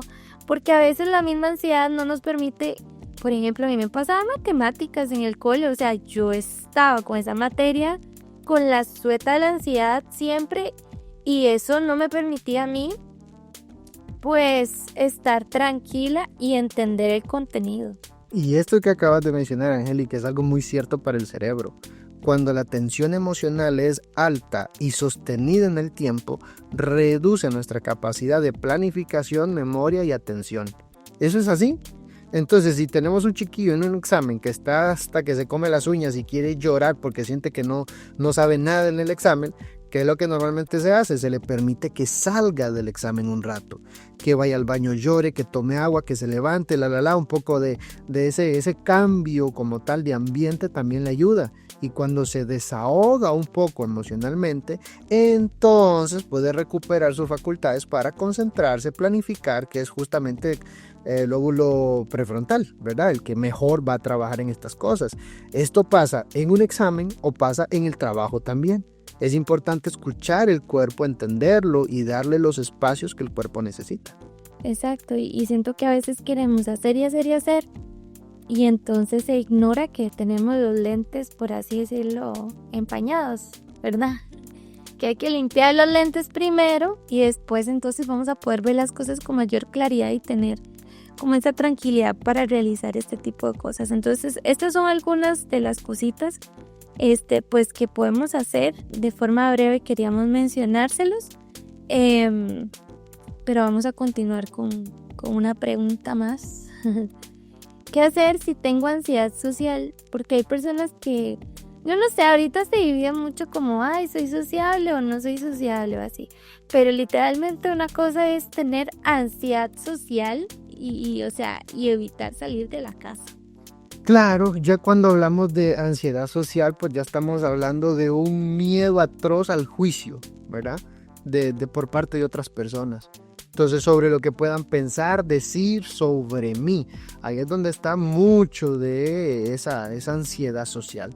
Ahora, bueno, prácticamente el mecanismo a nivel cerebral como tal es que hay una hiperactividad de la corteza prefrontal, ¿ok? Medial. Entonces aquí, como hay una hiperactividad, hay una autoevaluación. Yo estoy evaluando las situaciones y en esta evaluación tengo como tal un déficit de receptores de oxitocina. Entonces la evaluación que yo hago a mí me genera pero muchísimo problema, muchísimo ruido en la cabeza, y normalmente la evaluación, es muy común que la evaluación no sea, vamos a decirlo así, realista, no sea pegada a los pies a la tierra, por decir una palabra. Normalmente en la evaluación siempre va a encontrar que hay momentos y oportunidades donde lo va a hacer mal, donde todo va a salir mal. Y a veces conversando con los chiquillos eso es lo que me dicen. No, es que vea, si yo digo, si yo hago, va a pasar esto. Y si pasa esto, va a pasar esto. Y si esto y esto y esto. Y ven el montón de problemas con todo. Entonces, mejor no hacerlo. Esa es la conclusión a la que al final llegan. Pero tenemos que ser muy sinceros. Porque si usted tiene ansiedad social y usted evita salir quizás de su casa, si usted evita reuniones sociales, si en el trabajo tiene que hacer una exposición de alguna cosa y usted dice, uy, no, porque si me equivoco, si esto y lo otro, y a lo mejor te está generando eso ya problemas, la verdad es que la intervención en estos casos es simple y sencillamente, bueno, no es simple y sencillamente, porque puede ser a veces muy dolorosa, si somos sinceros, puede ser muy dolorosa. Es una exposición gradual. ¿A qué me refiero a esto? No se trata de esconderse, se trata de enfrentar, ¿ok? De eso se trata. Y en terapia uno se va preparando para enfrentar. Pero lo que hay que hacer es justamente eso, y valga la redundancia, enfrentar. Eso es lo que hay que hacer. Ahora, cuando nosotros vamos, digámoslo así, enfrentando las situaciones que nos generan ansiedad, resulta que esto reduce la conectividad de la amígdala, ¿ok? Esto es pues gracias a la neuroplasticidad, ¿verdad? Entonces se van reduciendo esa conectividad que hay de la amígdala como tal. Y ayuda a que el cerebro pueda aprender que sí es posible hacer, decir, pensar, acercarse a aquello que le genera ansiedad, ese temor anticipado, ¿verdad? Obviamente también puede servir, vamos a decirlo así, en la parte de alimentación, lo que es consumir el omega 3, porque el omega 3 ayuda a mejorar lo que es la mielinización, ¿ok? Especialmente de lo que es el lóbulo prefrontal. Eso es donde ayuda mucho. Entonces, la alimentación mejora y debo estar dispuesto a la exposición gradual, no así de un solo, pero sí de forma gradual a lo que a mí me está generando ansiedad. Entonces, si usted es una persona con ansiedad social, por favor, tómelo en cuenta. Cuando usted vaya a buscar la terapia como tal y esté ahí, recuerde que lo mejor que usted puede hacer es animarse, atreverse a hacer los cambios necesarios para poder mejorar su salud, ¿ok? Eso es lo que necesito que usted pueda comprender. Ahora, vamos a pasar a la otra pregunta. Angélica, si yo tengo un familiar, digámoslo así, yo no soy la persona que pues tiene a lo mejor estos niveles de ansiedad leve, moderado, grave, pero yo tengo un familiar que sí lo tiene, ¿ok? Ahora, ¿cómo yo podría ayudar a este familiar, papá, mamá, tío, no sé, quién sea, pero sin llegar a sobrecargarme? Qué importante porque a veces se malinterpreta el papel y queremos como solucionarle la vida a la otra persona y ese no debería ser el rol. Entonces, de forma puntual, ¿cómo podemos ayudar a un familiar o a algún ser querido con ansiedad? Bueno, número 1 es poder brindarle a esa persona un espacio para hablar, que se sienta escuchado, escuchada, no como que esté hablando y uno está ahí con el celular ¿verdad? Y le da igual, sino que realmente esa persona siente esa confianza literalmente para contarle a usted tal vez el mismo asunto 50,000 veces, digamos, y saber que usted va a estar ahí para escucharle. También podemos, pues, acompañarle en actividades físicas, ¿verdad? Como vamos a caminar o vamos a salir a correr o qué te parece si hacemos tal cosa. Como, ¿verdad? Formar parte de esa red de apoyo, de motivarle, de impulsarle, ¿verdad? Obviamente no de obligarle porque nada que ver. Le podemos informar de técnicas de relajación, podemos ayudar a esa persona a identificar situaciones, ¿verdad? Como tú no has notado que tal cosa o tú no has notado esto otro. Digamos, sería como identificar situaciones sobre sí mismo para que esto le permita, pues, tener una mayor claridad en el camino hacia su recuperación. También, se le puede ayudar, digamos, a cuestionar sus pensamientos, ¿verdad? A reenfocarse, sugerirle también igual, pues, ir a terapia o así. Creo que es importante también es importante también cuidar la parte de las frases, ¿verdad? Porque a veces se puede como minimizar la ansiedad de la otra persona, ¿verdad? Como, ay, no, eso no es nada, o es puro drama, o lo que sea, y no es así. O sea, se le puede decir frases como entiendo que lo que sientes es real y es válido. No estás solo, aquí estoy para apoyarte. Puedes pedir ayuda profesional, eso es un paso valiente y efectivo. Vamos a buscar juntos formas prácticas para manejarlo, ¿verdad? Como realmente con nuestras frases y nuestra forma de hablar, poder ser también motivadores y no más bien machacadores y hacer que la situación de esa persona sea aún más difícil. Podemos desde la parte, ¿verdad?, de ayudar es pues brindarle podcast, buscar Como este autores, podcast, como este episodio, envíalo. Podemos también buscar en YouTube historias, testimonios de personas que pasan lo mismo que uno y así uno también no se siente como raro, ¿verdad? Como, ay, no, solo a mí me pasa esto. Y también motivarnos hay personas que cuentan, yo viví eso y ya no lo vivo, o ya ahora es diferente para mí, ¿verdad? Porque lo han superado o lo han aprendido más bien como a manejar, ¿verdad? Pero sí pienso que esas son algunas de las formas que podemos utilizar para poder ayudar a una persona. Sí, incluso, perdóname ahí que me meta así, es que se me vino a la mente. Digamos que estoy con una persona que a lo mejor está llorando, ¿ok? Está llorando porque siente que, ay, ¿verdad? Salir, es que yo siento que no puedo, que la. Ahí estamos en un momento de ansiedad como tal. Ahí es donde aplicaría mucho de lo que Angélica acaba de decir, ¿verdad? No que, ay, ya va de nuevo. Ay, qué pereza con vos. Ay, porque siempre te va. O sea, cuando nos ponemos en esta postura, no le estamos ayudando. Ahí es donde nosotros debemos ser conscientes de esto, ¿ok? Esa postura no sirve.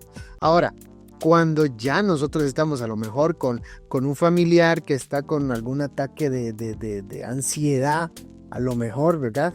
Pues en ese momento nosotros lo que podemos hacer, por ejemplo, es ayudarle a esta persona a, vamos a decirlo así, a que pueda hacer las respiraciones que habíamos hablado anteriormente. Usted sea el modelo de hacer esa respiración. Tómelo de las manos como tal, porque ahí es una respuesta del cuerpo, es el cuerpo que está, pero en un estrés increíble. Entonces, la persona siente que de verdad se va a morir. Entonces usted, por favor, quédese al lado de esta persona, agarre las manos y si es posible, ¿verdad? Y si no la conoce, pues voy a tomarte de las manos, ¿ok? Yo estoy aquí con usted.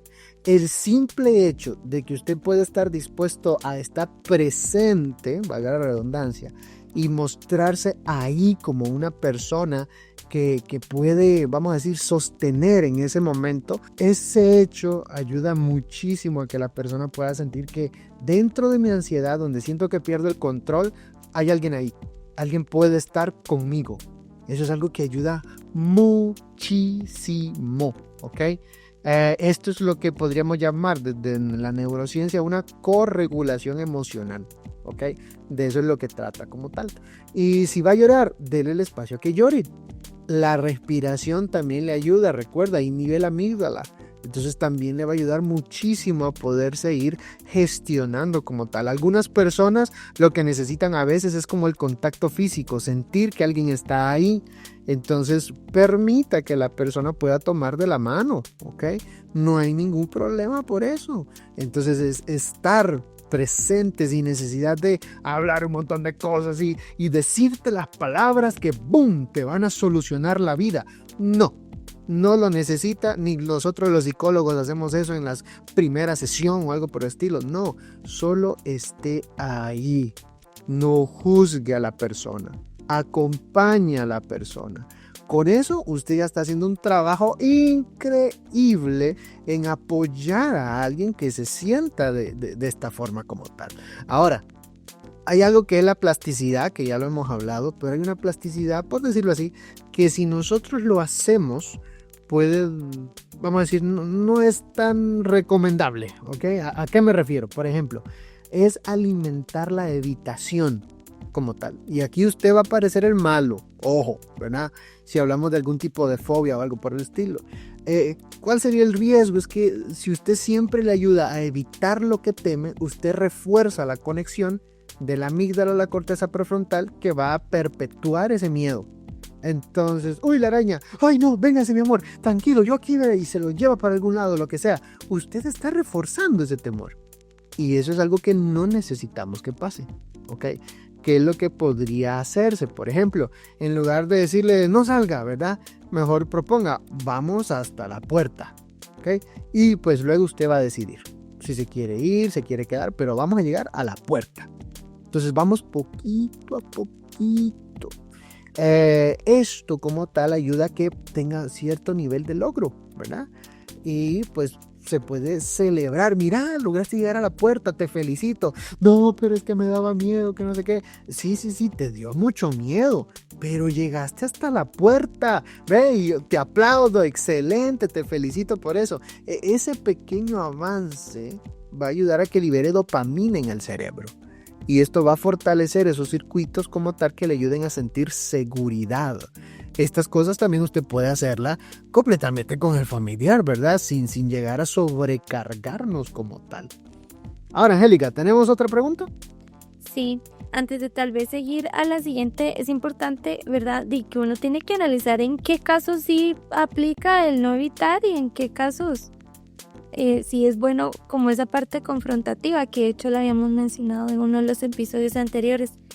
Pero tal vez quisiera terminar esta pregunta mencionando, digamos, porque ¿qué pasa, Edu? Si por ejemplo hay una estudiante que tiene una amiga que tiene ansiedad y duerme con el teléfono debajo de la almohada porque tiene miedo y está en constante alerta y dice, no, es que tengo que estar pendiente del teléfono porque mi amiga me llama y tiene un ataque de ansiedad y ella me necesita, y entonces está como en esa alerta. Ya ahí estamos hablando ya se está sobrecargando la otra persona. Ya ahí ya no es sano ni siquiera para la persona que está intentando ayudar. Exacto, entonces qué importante es entender que para poder acompañar, porque es un acompañar, no es solucionar, para poder acompañar a otra persona necesitamos tener nuestro propio equilibrio emocional y mental. Si usted no tiene ese equilibrio, usted no está apto o no está apta para acompañar a alguien, porque más bien al final van a terminar siendo, digamos, dos personas afectadas y no es la idea. Entonces, bueno, para terminar con este bloque, ya hablamos, digamos, como del trabajo, de la parte académica, del área social, del área familiar, pero la ansiedad, digamos, ¿puede afectar mi relación de pareja? Sí, respuesta corta, sí, puede afectar. No solo por la sobrecarga que también se puede dar a nivel de pareja como tal, que ya eso pues genera cierto problemita en esa relación, sino que también las mismas reacciones de una persona con algún trastorno de ansiedad también puede, digamos, tratar a la pareja como tal. Por ejemplo, como tal lo que es el cortisol crónico reduce la oxitocina, y es la oxitocina justamente la que tiene que ver mucho con el vínculo emocional con otras personas. Entonces podría parecer que la persona con ansiedad justamente a la pareja en algún momento de verdad hasta le molesta también la pareja. Entonces puede ser que la persona diga, bueno, ¿y qué le pasa? Yo estoy aquí ayudándole, yo estoy aquí con él o con ella y mírate, o sea, cómo me trata, qué le está pasando, ¿verdad? Entonces, pero tiene mucho que ver por este desequilibrio como tal químico y reacciones en el cerebro de una persona con ansiedad. Ahora, ¿eso significa que se excusa que trate mal a todo mundo en la relación de pareja? No, pero es una forma de entender por qué algunas personas actúan como lo hacen, ¿ok? Aparte, también estas reacciones activan lo que es la ínsula en nuestro cerebro. Entonces, esto lo que genera es una interpretación de las expresiones de los demás de forma negativa. Entonces, si alguien simplemente levantó una ceja o las dos cejas pensando que es sorpresa o algo, yo podía interpretarlo de que me está juzgando, de que yo le caigo mal, etcétera, etcétera. Entonces, pueden haberse diferentes tipos de reacciones que sí pueden afectar a la relación de pareja, ¿ok? ¿Qué se podría hacer como tal? Necesitamos algunas actividades que puedan ayudarnos a la misma pareja, que lo puedan hacer de forma sincronizadas entre ellas. No es, ay, váyase, usted verá qué es lo que hace, no sé, relájese, piense, haga cualquier cosa. No, debe ser una actividad en pareja. Por ejemplo, bailar juntos, hacer ejercicio juntos, tener alguna lectura juntos. Esto puede ayudar a que, digamos, de forma cerebral puedan sincronizarse la pareja y activa el núcleo accumbens, que es justamente el encargado de recibir toda la dopamina y te hace sentir, pero muy bien, muy acompañado. Entonces, prácticamente contestando la pregunta, ¿puede afectar? Sí, puede afectarse. Necesitamos que la pareja, justamente la otra persona, entienda cómo funciona, no se tome las cosas de forma personal y pueda ayudar en base a sus posibilidades, ¿verdad? Aquí mencionamos algunas. Recuerde, lo que aquí estamos mencionando no es una ley para todos. Depende el caso. Por eso, vaya a terapia, vaya a consulta con el psiquiatra, con psicólogo, con así expertos en el área de salud mental, porque su caso puede ser algo muy específico. Aquí estamos hablando a nivel general, de aspectos que a nivel general podrían llegar a funcionar, entonces para poder explicar algunas de esas conductas. Así que esa sería pues la respuesta. Sí, qué interesante, porque creo que este bloque nos enseña que la ansiedad no solo está en la mente, ¿verdad? Sino que también influye en cómo nos relacionamos y vivimos nuestro día a día. Eso. Entonces, qué importante es realmente prestarle atención de forma correcta para poder, ¿verdad? No tener esa afectación en nuestras relaciones, ¿verdad? Con nuestros amigos, familia, pareja, y también para que no afecte nuestro día a día, porque lo único que tenemos es el hoy, digamos, y si eso va a ser algo constante y de cada día, entonces pues va a ser un poco difícil de manejar. Ahora, Angélica, para ir ya a nuestro último bloque, vamos a ver algunos de los mitos que se tienen sobre lo que es ansiedad. Así que te hago la pregunta, ¿es cierto que la ansiedad es una falta de voluntad? Yo creo que si algo podemos comprobar hoy es que, o sea, la ansiedad no es una cuestión de falta de voluntad. En realidad hemos podido analizar cómo es una condición real que involucra factores biológicos, psicológicos y sociales. O sea, decir, digamos, que alguien con ansiedad solo necesita querer superarlo, o sea, minimiza su experiencia y también dificulta el buscar la ayuda adecuada. Creo que es súper importante como botar este mito, porque digamos, si dependiera de mí solo decir como mintala ya, cambie o reaccione de tal forma o mire que de cualquiera lo haría, pero es un proceso que hemos analizado en este episodio que, bueno, conlleva autoconocernos, autogestionarnos, ¿verdad? Para poder, digamos, salir de estos episodios. Entonces no es que sea falta de voluntad, yo creo que es una expresión muy poco empática y hemos notado que pues es una condición real. Y a muchas personas les pasa, o sea, usted me dice que es una falta de voluntad mía que mi cuerpo como tal reaccione de esta forma, digamos que sienta que el aire se me está yendo, o sea, es una falta de voluntad mía que el corazón se sienta que se está saliendo, o sea, toque el pulso. Eso no es una voluntad, es una reacción. Y como hemos visto y dijo Angélica, es una combinación de factores. Entonces, vamos a pasar a la siguiente pregunta. Sí, yo la voy a hacer. ¿Has escuchado lo de los ansiolíticos? Ah, sí, los fármacos. Ajá, exacto, o sea, eso nos vuelve adictos, porque ahora se me fue tal vez preguntar esa parte, porque tratamiento o bueno, los fármacos, pero hay gente que le tiene miedo, pues que no se quiere hacer adicta. Sí, definitivamente. Vean, digamos, lo que quiero que podamos comprender bien es, no todo fármaco genera adicción, así directamente, no. Y más especialmente cuando hablamos del tema de fármacos, mucho depende de su cuerpo, cómo usted, digamos, procesa, absorbe el fármaco como tal, depende de eso. Depende, por ejemplo, también lo que usted coma y justamente en su alimentación, si usted de ahí llega a absorber o no más fácilmente algún medicamento. Depende de eso, depende la eficacia del medicamento para hacer la reacción que se espera que se esté trabajando. O sea, si se dan cuenta, cuando hablamos de fármacos hay muchas cosas que dependen para que pueda funcionar de la manera en la que se espera. Y el tiempo del fármaco como tal en hacer reacción normalmente no se va a hacer de la noche a la mañana, pasan ciertos días o incluso semanas. Entonces, por ejemplo, especialmente cuando hablamos de ansiedad, dentro de la farmacología como tal, normalmente lo que se usan son benzodiazepinas, ¿verdad?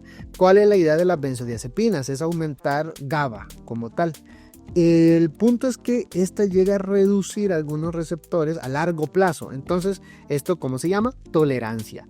Va a necesitar mayor dosis. Entonces, estas benzodiazepinas, ¿verdad? De forma general, las benzodiazepinas pueden llegar a generar un riesgo de adicción. Ojo, un riesgo de adicción no es una adicción. Y esto el psiquiatra lo sabe. Nosotros no somos psiquiatras, nosotros somos psicólogos. El psiquiatra conoce bien todos estos aspectos, hace exámenes para ver cómo absorbe su cuerpo y puede determinar más o menos el tiempo en el que sí lo puede consumir sin llegar a tener una adicción. Entonces, por eso es que es importante que usted vaya a consulta y que no se medique usted solo. Por favor, no lo haga. Porque si usted se medica solo o sola y tomó tal cosa y a lo mejor combinó con otra cosa. Hay combinaciones en químicos que es peligroso hacerlas, que a usted le puede generar incluso hasta la muerte. Entonces, por favor, si usted no es psiquiatra, no se medique. Si usted no es psicólogo, por favor, no ande diciendo que todo te genera adicciones. No es. Eso es solamente ansiedad de las personas cuando hablamos de los fármacos. Entonces, en cuanto a las benzodiazepinas, el riesgo se encuentra con el uso, vamos a decirlo así, mayor a 4 semanas en promedio. Recuerde que depende mucho del examen y lo que yo expliqué anteriormente. Pero ahí es donde habría algún riesgo, pero no una ansiedad. Digo, no una adicción como tal. Ahora, hay otras alternativas, claro que sí, usted puede preguntarlas a su psiquiatra como tal. Hay, vamos a decirlo, agonistas como tal de la serotonina que pueden llegarnos a ayudar mucho, o moduladores incluso del glutamato. Entonces, esos no generan una dependencia al medicamento, como podía pasar con algunas benzodiazepinas. Entonces, no es todo, digamos, blanco-negro, no. Hay matices, hay exámenes y es importante, si recuerde, la ansiedad es moderada o grave, es importante tomarlo en cuenta porque usted lo va a necesitar para su salud, ¿ok? Entonces, eso es lo que podría mencionar ahí al respecto. Sí, bueno, entonces llegamos con la última pregunta, ¿verdad? De tal vez reafirmar, ¿verdad? Como la ansiedad siempre es mala. O sea, puede tener algún lado positivo. Y si nos ponemos a analizar todo lo que hemos visto en este podcast, o sea, la amígdala detecta peligro, activa el sistema nervioso simpático para prepararnos a actuar. Y esto puede ser útil, por ejemplo, no sé, cuando cruzamos la calle y vemos un carro venir rápido, ¿verdad? O sea, nuestra ansiedad nos alerta y hace que nosotros paremos, ¿verdad? Y no crucemos imprudentemente. Y esa reacción rápida es nuestro cerebro protegiéndonos de un peligro real. También puede pasar en el trabajo, que tal vez tengo que hacer una presentación o asistir a una reunión importante. Entonces puedo tener un poco de ansiedad, pero eso me puede motivar a prepararme, a organizar mis tareas, mis ideas, y dar lo mejor de mí, aunque uno sienta, ¿verdad? Como ese miedillo. O incluso, por ejemplo, yo conozco a alguien que siempre siente ansiedad antes de hablar en público, pero aprendió a usar esa energía, ¿verdad? Para practicar su discurso con más ganas frente al espejo y terminó, mejorando mucho sus habilidades comunicativas. Entonces, creo que entendemos que la ansiedad puede ser como una alarma, ¿verdad? Una alarma que usada con equilibrio puede ser aliada y no necesariamente enemiga. Puede ser incluso hasta un motivador de ciertas conductas. Pero claramente cuando no andamos hablando de aspectos ya patológicos, ¿verdad? Enfermizos, sino algo que pues puede ayudarte a adaptarte como tal al diario vivir, ¿verdad? Entonces puede ser una muy buena aliada, no necesariamente algo malo. Bueno, prácticamente ya para cerrar nuestro episodio del día de hoy, vimos cómo la ansiedad pues sí es compleja, no son respuestas de sí, no. Realmente nuestro cerebro y nuestro cuerpo es muy lindo y hay, vamos a decir, una cosa afecta a la otra, hay mucha comunicación en nuestro cuerpo, en nuestro cerebro también, en las cosas que pueden pasarnos alrededor y lo que pensamos internamente. Entonces es increíblemente una interacción profunda entre muchas cosas. Entonces, como pudieron darse cuenta, es compleja. Pero por dicha, también es manejable. Solo que necesitamos comprenderla bien, conocernos bien y buscar esa atención médica, psicológica como tal, para que nos pueda servir como, para que podamos hacerla adaptable. Eso es lo que quiero decir. Ajá, y bueno, si te identificaste, ¿verdad? Con alguno de estos puntos, recuerda que pedir ayuda es un paso valiente, no es una señal de debilidad. Más bien es algo que nos hace como pensar en nosotros mismos, tener esa empatía, ese amor hacia nosotros mismos y querer vernos bien, porque a veces queremos ver bien a nuestra mamá, a nuestro papá, a nuestro amigo y todo, y nos olvidamos de vernos bien y felices y estables a nosotros mismos. Entonces, pues sí quería resaltar este punto y bueno, ahí cualquier comentario o pregunta, saben que pueden escribirla. Exacto, ahí en la cajita de comentarios, en lo que es el podcast como tal. Así que, bueno, muchas gracias por escucharnos. Quiero animar a los que seguro están, no sé, viajando en algún momento y están escuchando este podcast, que si quisieran que hablemos de algún tema específico, concreto, siéntanse en la libertad de hacerlo, pueden escribirlo ahí directamente y nosotros pues lo vamos a tomar en cuenta, ¿verdad? Recuerde suscribirse y comparte esta información. Es muy seguro que alguien le puede ayudar. Quizás usted no tiene una ansiedad como tal patológica, un trastorno de ansiedad, pero alguien que usted conoce sí. Entonces mándeselo. Es una forma de demostrar apoyo, cariño incluso por las personas. Así que bueno, lo dejamos hasta aquí. Muchísimas gracias por su atención y pues nos vemos en el siguiente capítulo. Bye.